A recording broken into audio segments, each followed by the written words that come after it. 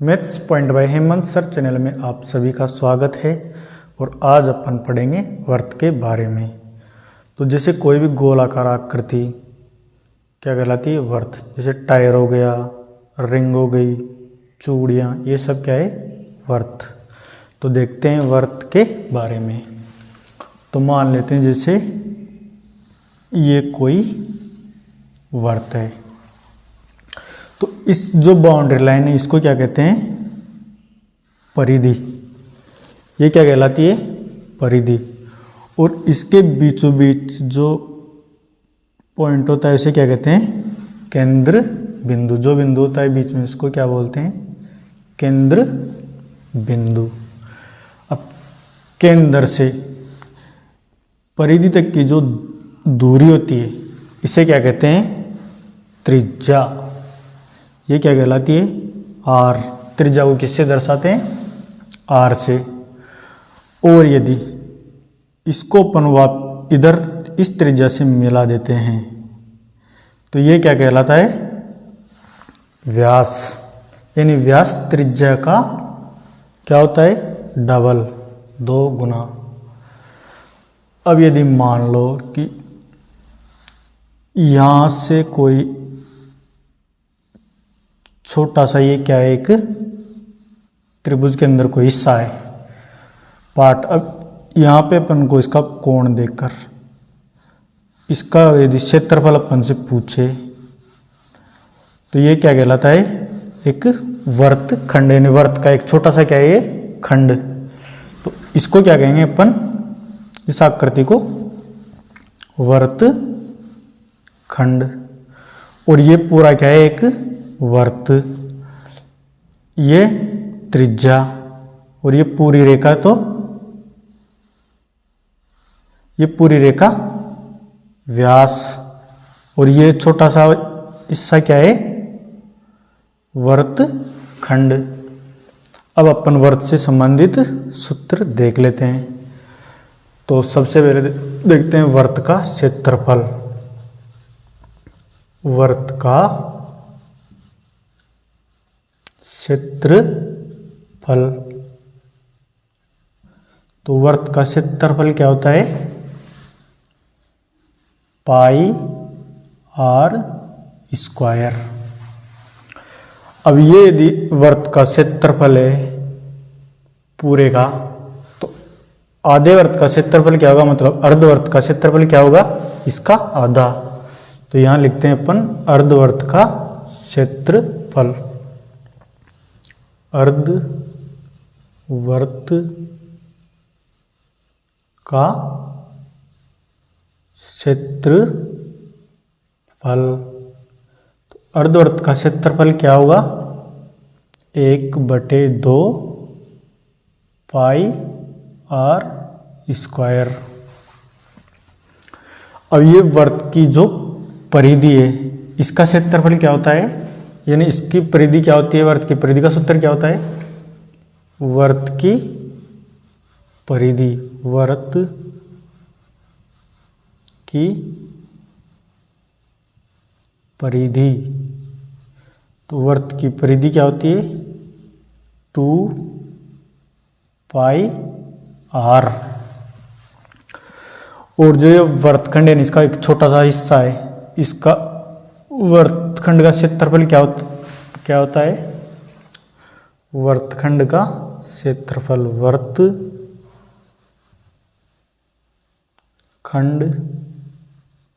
का क्षेत्रफल। वर्तखंड का क्षेत्रफल बराबर पाई आर स्क्वायर थीटा बटे 360। अब यदि अपने को अर्धवर्त की परिधि पूछ ले तो अर्धवर्त की परिधि कैसे निकालेंगे? अर्धवर्त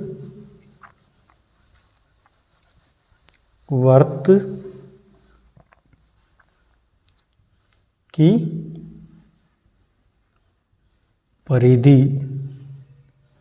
अर्धवर्त की परिधि बराबर पाई आर प्लस 2r। यानी जैसे मान लो ये एक पूरा वर्त है तो आधा वर्त क्या होगा, ये क्या है, एक आधा वर्त। तो 2 पाई आर में का आधा करेंगे तो पाई आर, यानी ये क्या हो गया, पाई आर। यदि पूरा होता तो 2 पाई आर। अब ये के अंदर है, अब यहाँ से एक त्रिज्या ये और एक त्रिज्या ये, तो प्लस 2r। अब ये क्या हो गई, अर्धवर्त की परिधि। तो इतने से सूत्र आपको याद रखने हैं वर्त के लिए। अब अपन देखते हैं क्वेश्चन। क्वेश्चन है अपना कि यदि एक वर्त की त्रिज्या 7 मीटर है तो इसका क्षेत्रफल होगा। करते हैं इसको हल। अपने को वर्त की त्रिज्या दे रखी है, तो वर्त का क्षेत्रफल क्या होता है, वर्त का क्षेत्रफल बराबर पाई आर स्क्वायर। अब आर का मान अपने पास क्या है, 7 मीटर। यहाँ देखते हैं पाई बराबर क्या होता है, पाई का मान 22/7। आर बराबर अपने को दे रखा है 7 मीटर। तो रख देते हैं यहाँ पे मान, पाई का मान 22/7 इंटू आर का मान 7, तो 7 का स्क्वायर यानी 7 इंटू 7। 7 से 7 कैंसिल, 22 को 7 से गुणा करेंगे तो 7 दूनी 14 के 4 हासिल का 1, 7 दूनी 14 और 1 15, यानी 154 मीटर स्क्वायर। तो वर्त का क्षेत्रफल क्या होगा, 154 मीटर स्क्वायर। देखते हैं नेक्स्ट क्वेश्चन। क्वेश्चन है अपना कि एक वर्त के क्षेत्रफल का मान इसकी परिधि के संख्यात्मक मान का 7 गुना है, तो वर्त की परिधि कितनी है। तो करते हैं इसको हल। तो वर्त का क्षेत्रफल बराबर वर्त की परिधि, क्या है, वर्त की परिधि। और परिधि क्या है, क्षेत्रफल से 7 गुना, यानी वर्त का क्षेत्रफल का जो मान है वो परिधि का क्या है, 7 गुना। अब वर्त का क्षेत्रफल बराबर क्या होता है, पाई आर स्क्वायर बराबर 7 इंटू वर्त की परिधि क्या होती है, 2 पाई आर। अब पाई से पाई कैंसिल, आर से आर स्क्वायर का मतलब आर इंटू आर, तो 1 आर कैंसिल। अब यहाँ बचा अपने पास ओनली आर, तो आर बराबर 7 इंटू 2 यानी 14। तो त्रिज्या कितनी आई अपने पास, 14। अब अपने को निकालनी है वर्त की परिधि। परिधि बराबर क्या होता है, 2 पाई आर बराबर 2 का 2 इंटू पाई का मान 22/7 इंटू आर का मान 14। 7 से 14 कटेंगे 2 बार, 2 को 22 से गुणा करेंगे तो 22 दूनी 44, और 44 को 2 से गुणा करने पर 88। तो वर्त की परिधि क्या है, 88। अब ये सेंटीमीटर मीटर का अपने को पता नहीं है, तो 88 यूनिट यानी 88 इकाई, ये क्या है, वर्त की परिधि। देखते हैं नेक्स्ट क्वेश्चन। क्वेश्चन है अपना कि यदि किसी अर्धवर्त का परिमाप 36 सेंटीमीटर है तो इसका क्षेत्रफल कितना है। तो करते हैं इसको हल। अर्धवर्त का परिमाप, तो अर्धवर्त का परिमाप क्या होता है, अर्धवर्त का परिमाप बराबर क्या होता है, अर्धवर्त का परिमाप पाई आर प्लस 2 आर। अब यहाँ से अब अपन आर कॉमन ले लेते हैं, तो अंदर क्या बचा अपने पास पाई प्लस 2। अब यदि आर को ऐसे रहने दो, पाई का मान 22/7 प्लस 2, लघुत्तम लेंगे तो 7 और 7 को 2 से गुणा करेंगे तो 14, तो 22 और 14 क्या होंगे 36/7। अब इसका मान दे रखा है अपने को कितना 36 सेंटीमीटर, यानी आर कोष्टक 36/7 का मान क्या है 36 सेंटीमीटर। तो अपने को सबसे पहले आर निकालने, तो आर बराबर 36, अब यहाँ से गुणा है तो इधर पक्षांतर करेंगे तो बट्टा के रूप में 36/7।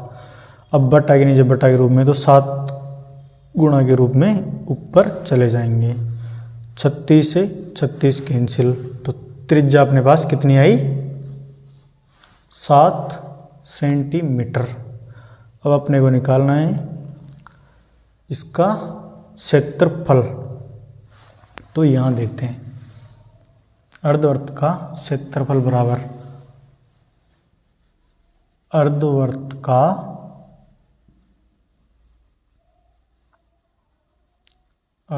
का क्षेत्रफल बराबर 1/2 पाई आर स्क्वायर, 1/2 पाई का मान 22/7 इंटू आर का मान 7, तो 7 का स्क्वायर करेंगे तो 7 इंटू 7, 7 से 7 कैंसिल, 2 से 22 11 बार, 11 को 7 से गुणा करेंगे तो 11 सत्ते 77, यानी अर्धवृत्त का क्षेत्रफल क्या है अपने पास 77 सेंटीमीटर स्क्वायर। देखते हैं नेक्स्ट क्वेश्चन। क्वेश्चन है अपना कि एक पहिया 88 किलोमीटर की दूरी तय करने में 1000 चक्कर लगाता है, तो पहिए की त्रिज्या ज्ञात कीजिए। करते हैं इसको हल, यानी दूरी कितनी तय कर रहा है वो 88 किलोमीटर दूरी, 88 किलोमीटर। अब यदि किलोमीटर को अपन मीटर में बदलें तो क्या करेंगे 88 को 1000 से गुणा कर देंगे, तो अब ये क्या हो गई दूरी मीटर में हो गई, यानी 88,000 मीटर। अब ये दूरी कितने चक्कर में पूरी करता है वो 10,000 चक्कर में, तो एक चक्कर में तय दूरी, एक चक्कर में कितनी दूरी तय करेगा एक चक्कर में 88,000 बटे 88,000 दूरी कितने चक्कर में तय करता था वो 1000 चक्कर में, 3 0 से 3 0 कैंसिल, तो एक चक्कर में कितनी दूरी तय करेगा ओनली 88 मीटर। तो एक चक्कर की दूरी क्या है 88 मीटर, और जो एक चक्कर की दूरी है ये क्या कहलाती है परिधि। तो अपने को पहिए की त्रिज्या ज्ञात करनी है, यानी परिधि बराबर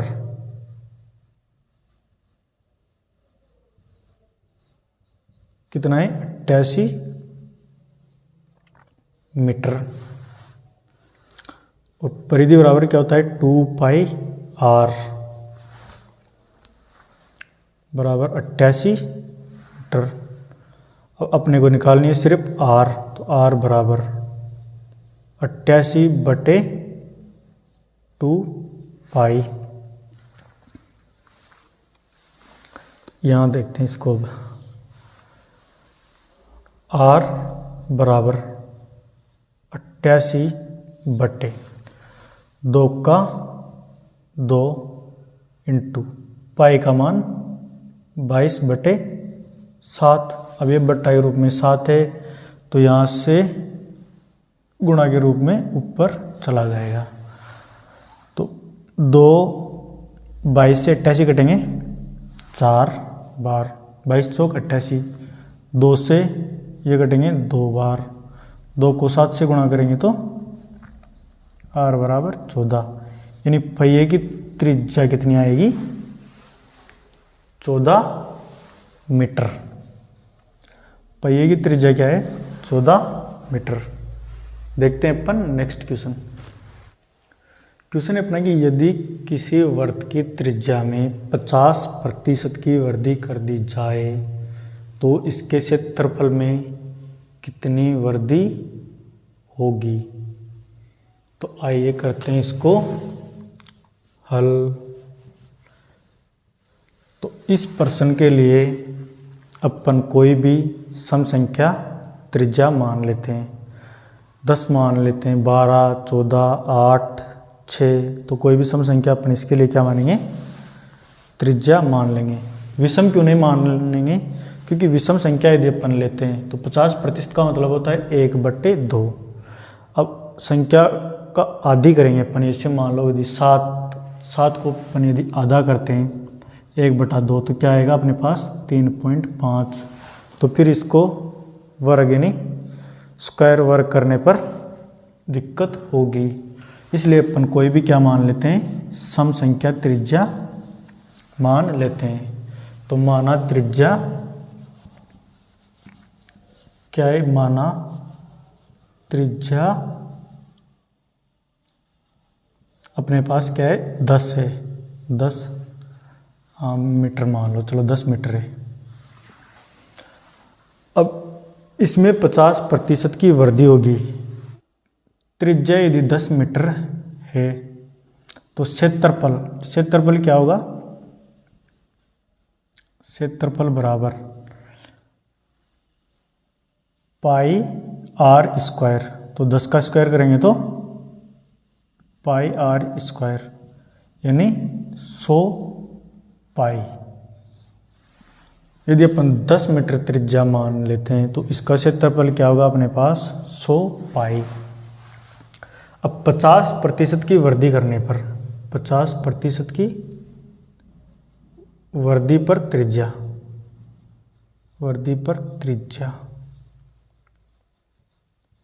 अब 10 का 50% क्या होता है 5। जैसे मान लो ये 10 है, अब इसका 50% इन्होंने 50/100, तो 50 से ये कटेंगे 2 बार, 2 से 10 कटेंगे 5, यानी 5 की क्या हो गई वृद्धि। तो नई त्रिज्या कितनी हो गई, 10 तो पहले थी, 5 की हो गई वृद्धि यानी 15 मीटर। अब नई त्रिज्या 15 मीटर है तो क्षेत्रफल क्या होगा,